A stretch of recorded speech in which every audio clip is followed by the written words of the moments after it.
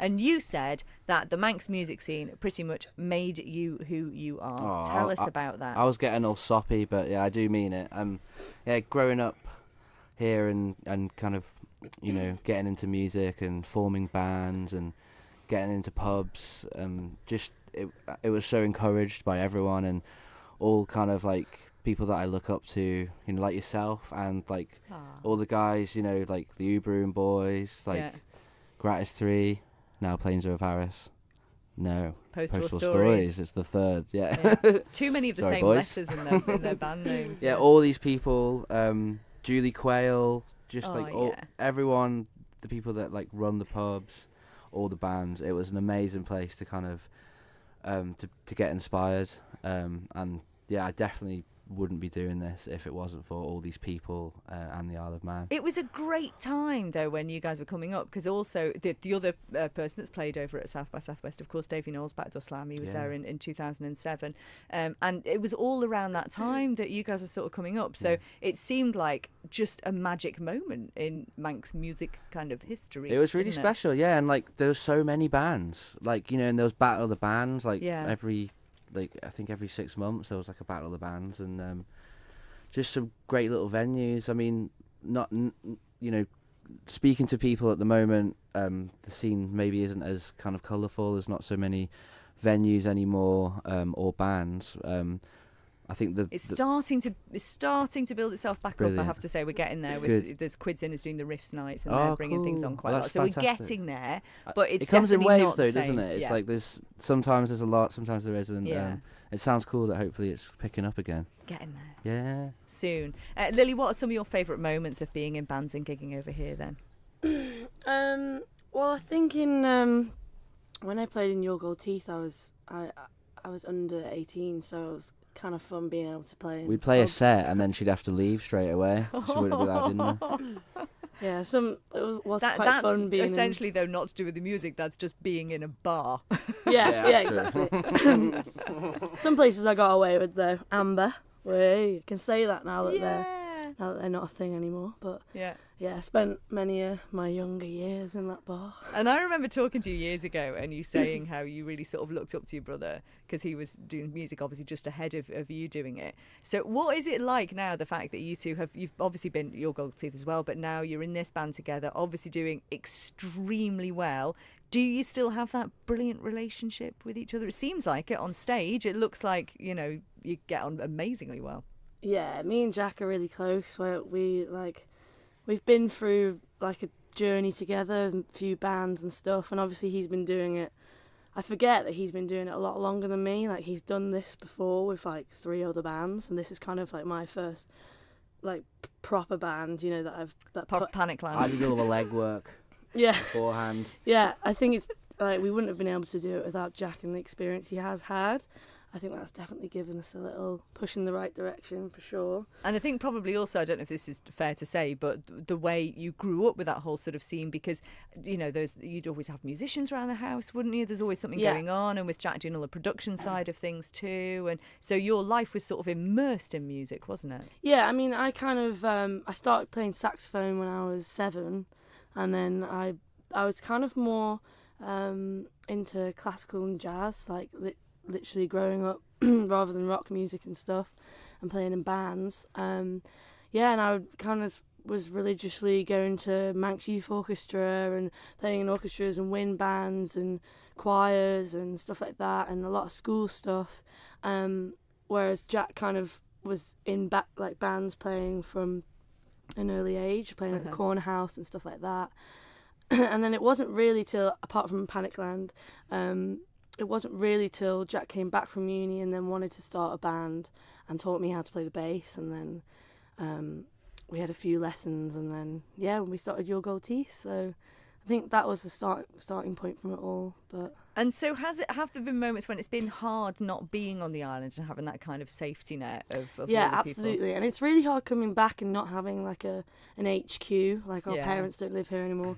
And it is hard, like, coming back and not having that. But we've got lots of family and friends here that, you know, welcome us with open arms. Yeah, we really always miss will. It. We really miss it, totally. I think Brighton's we love Brighton a lot, and I think since meeting the guys at Bella Union, you know, it's felt more of a home, and you know, Jack and Becky's family as well. You know, like we have got a small little unit there, but obviously it's not the Isle of Man. You know, coming back here, it's been actually it's the first time that I've come back in the last like 4 years that I've actually could see myself maybe living here again in the future. Like I've got proper pangs when we got off the boat the other day, and it's just such a beautiful place. Like, and I never thought I would forget it, and I always do think of it. But coming back this time, and because we've spent a lot of time traveling recently, and coming home, it's such a beautiful place, and everyone looks after it. You know, it's really well kept here, and it's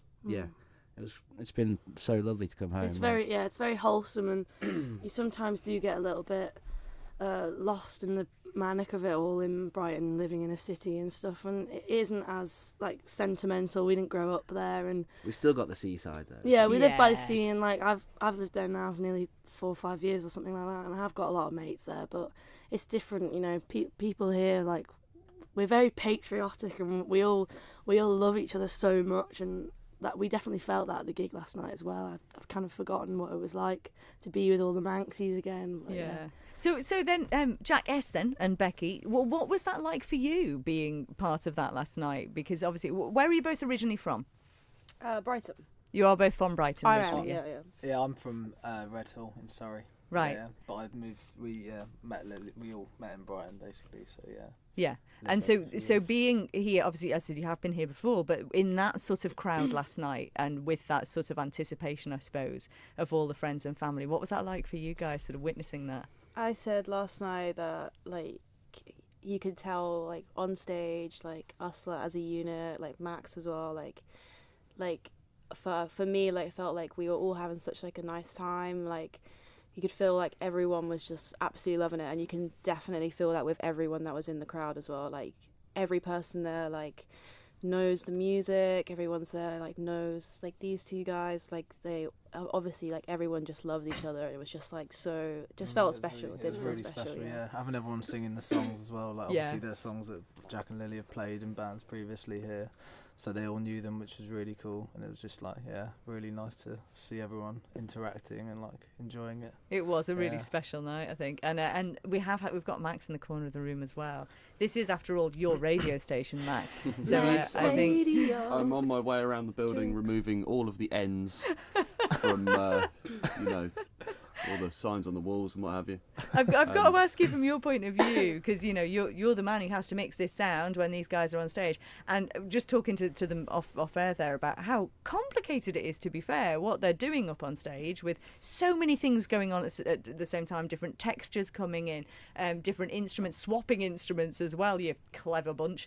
And so tell me from your point of view, how difficult is that in different rooms with different acoustics to come in and sort of work with something like that? I mean, the biggest variable you find as a touring engineer, I think, is buildings and rooms and, you know, the acoustics of such rooms. But the thing is with Penelope Isles, like, as you say, they do swap instruments a lot. There's a lot of textures and what have you, which is sort of, as far as I can see, down to a sort of adaptability that the band have, and they do adapt to spaces and situations really, really well, and it makes my life a lot easier.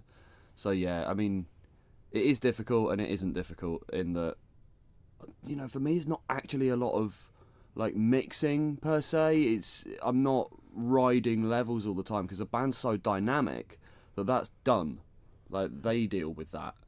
And I suppose your biggest job as an engineer is to get the vision of the people that are on the stage to the audience in the most honest way possible, and that's what I try to do.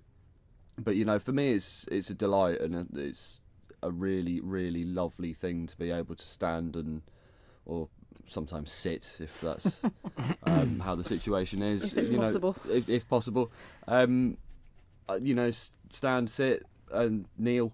And watch, like, my favourite band, and it is just a really lovely thing to be able to do. We're really lucky to have Max. He's a really hard working. You're in safe hands, aren't you? He's an inspirational, like, sound engineer. He loves it like more than anyone I've ever met, and the passion there is unbelievable. And he It's because I'm smashed it. rubbish at everything else, man. You could ask him literally anything about anything electronical, and he'll have an answer for it. He was ironing up loves my his job. cables. Yeah, I've got to Loves what say, he does. shout out to the Manx Radio crew.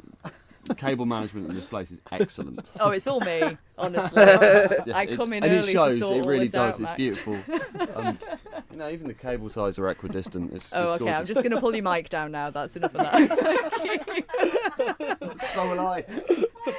Well, listen, it's been an absolute joy having you all with us. It really has. What is next for you? Where do you go from here? Don't go. Don't leave. Where do you go from here? We're playing in Portsmouth on Tuesday. Excellent. That's part of Mini Festival, isn't it? I don't know. Oh, no. I've looked at the wrong thing. No, Tell me yeah, what it is, Jack. I think it was a festival that we played, Dials Festival. We played That a was few what I months was ago. thinking of, I think yeah. they're putting on the show. I don't thought it's not an actual festival. And then It we was play in Cardiff, don't Portsmouth and Cardiff, and On then 5th. we're playing a big gig in London on the 17th. And then they had loads of festivals this And I'm summer. sure you would welcome any Manxies to get on the boat and go over and support you Totally. as well. And all the Manxies in London come down. Yeah, Exactly, everyone. there are a contingent over there as well. Well, thank you so much. All the very best to you all. Thank you, We Christy. are so thrilled for thank you. you. I am It's so anyway, nice and to I see think you, it's fair Christy. to say the rest of the Isle of Man is as well. And it's been lovely having Simon and Abby here as well. Thank you so much, and thanks for chatting to us just on Big Spec up there Christy as well. D. Yeah, thanks, Christy. Oh, hang on.